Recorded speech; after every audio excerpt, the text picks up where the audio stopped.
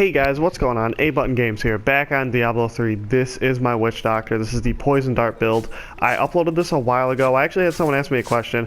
I have a whole bunch of videos that I'm currently in my queue. I'm going to be releasing over the next couple days. Got the second part of the walkthrough. I think I got some Greater Rift with my monk. I know I got some NHL and stuff like that, but I'm just editing them all up and I'm going to release them periodically. But this one should be pretty easy for me to make, so I think I'll just make it and throw it up real quick for you guys. So I'm just going to kind of showcase the build. I'm in Torment 7 right now. I could probably go a little bit higher, but, you know, I kind of just want this to be an easygoing video. I don't want to make myself look like an idiot. So let's just jump right into this. Time is it? 6 o'clock? Alright, not too bad. Yep, let's just jump right into this bad boy. Oh, yeah, this would help. So, for those of you guys that don't know much about how the build works or anything like that, basically it just makes it so my fetishes fire darts when I do, and the darts pierce. And they do, I mean, quite a bit of damage. So usually when you see people using this type of build, what they'll be doing is they'll be going for all-out attack speed, which is kind of what I'm working towards. And then they won't really use too much of other skills. They'll just kind of hover back and just kind of, you know, mess people up and stuff. But one of the things I do, figures. I don't really care about conduit. One of the things I am trying to showcase is that there are ways to make this build just do an absurd amount of damage, and one of those things would be to have Haunt on and put the thing that makes enemies that are haunted take a lot more damage. And basically once I hit them with Haunt and my little dagger people hit them, they could do you know, billion and a half damage and stuff like that. Now I'm sure most of you who even watch these videos are here because of my monk build, and that build compared to this one, I would have to say, I see over billion damage right there with one dart. This build probably has more overall damage output just because it's more constant. I don't have to wait for the cooldown, but sorry guys. But the monk build is definitely just insane, like instantaneous damage.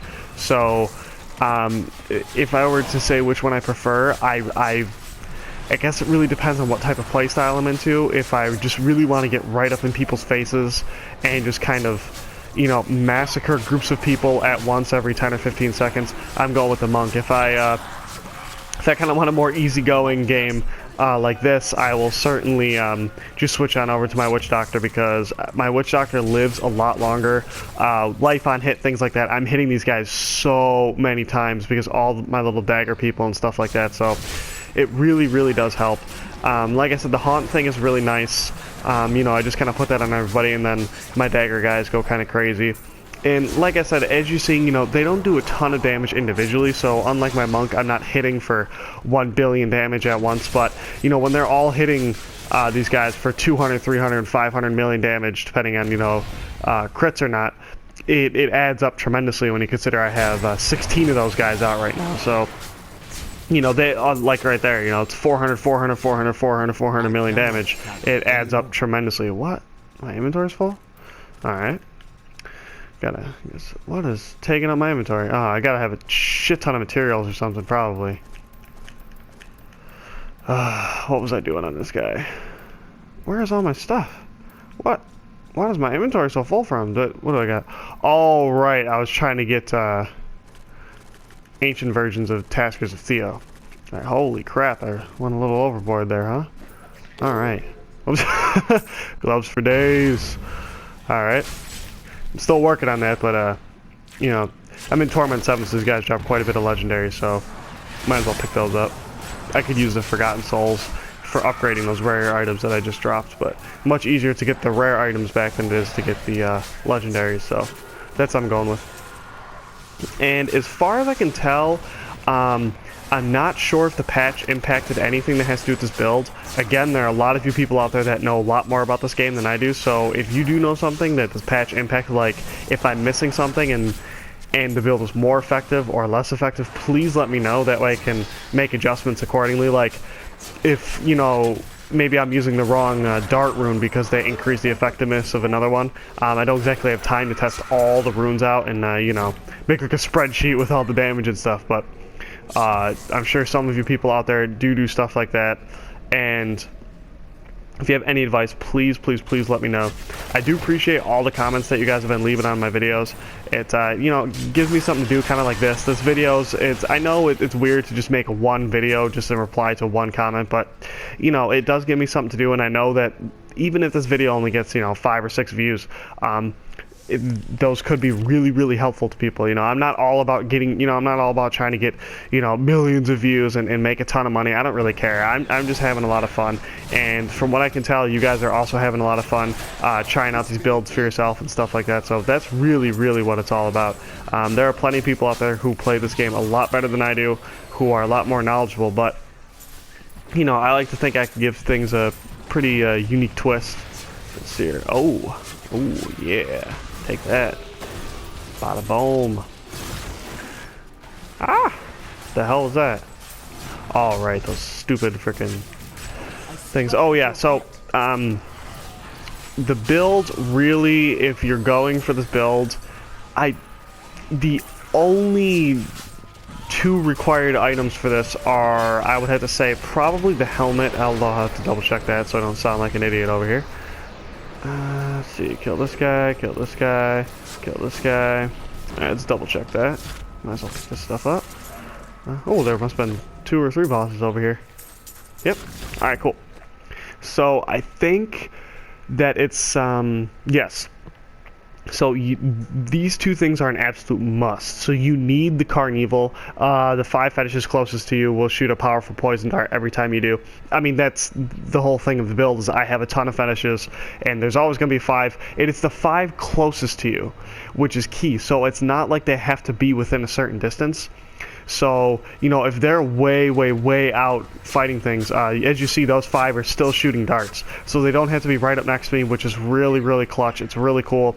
I was kind of worried when I first started this that they would have to be right up next to me, which kind of doesn't work because they do like to run off on their own. But in this case, they'll just stop whatever they're doing if they're really far away from me, and they'll just start shooting darts and do a ton of damage. So that's one thing. And then the other thing that I don't have, I do have it, but it's in my cube. Oh, I can see it right here. The Dagger of Darts. Your poison darts, and your fetish's poison darts now pierce. That's kind of what gives this build the extra oomph that it really needs.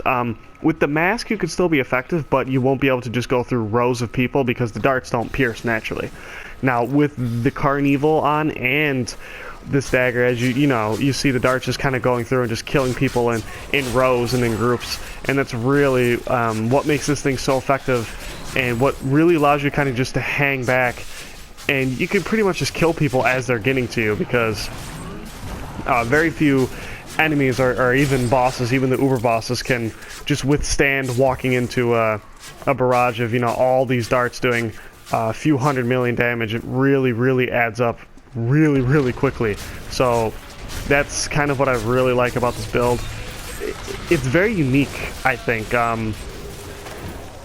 Unique in the sense that, as far as I can tell, it's one of the only builds I've ever worked with that has ever solely been, that was ridiculous, a ton of damage, that has ever been really, really effective using just like a primary skill. So, this one doesn't rely on me using another skill. Like I said, while Haunt really helps it and increases the damage and stuff, this build really does thrive with Poison Dart, which I think is actually the first attack you get with this guy. So it's pretty cool. It's kind of why it's my favorite, because it just goes to show you that with the right combination of gear, you can really tailor your build to just about any skill. I'm sure there are really, really strange set bonuses out there that can make other skills work. Not the same way as this one, but can make other skills just as effective with your people. So that could be interesting. Ooh, a two-handed sword, just what I need on my wizard. Or witch doctor. Yeah, I'm all there, don't worry. And then also, I haven't really used it at all, but let's see, let me just kill these guys. Let me focus real quick. I don't want to die. I do also have the voodoo guy thingy, the big bad voodoo. This thing. This basically just, if you have this and you're standing here doing damage, you will kill uber bosses. You on Torment 9, I think I was doing it in 2-3 seconds, because this just makes them do so much damage when they actually hit those guys with the darts. I mean, especially if you have like a double damage bonus thing on. Not that you could really get that with the Uber bosses, but greater rifts and stuff like that. If you had the double damage thing on, you could be doing billions of damage per dart, and if all 5 of them are shooting 3, it's pretty awesome. So I just kind of want to showcase that real quick. The gear, like I said, my gear has not changed since the other video, so if you need the gear or the gem breakdown, feel free to check that out. Let's see here. Like I said, just real quick, Enforcer, it's a necessary gem for this. Makes your pets do more damage. Simplicity Strength is kind of a unique one, but it makes your primary skills increase damage by 32%. That is really, really good. That's where the poison darts come in. I'm not sure if it's affected or if the fetishes are affected by this, but if they are, someone please let me know. I'll have to test it out.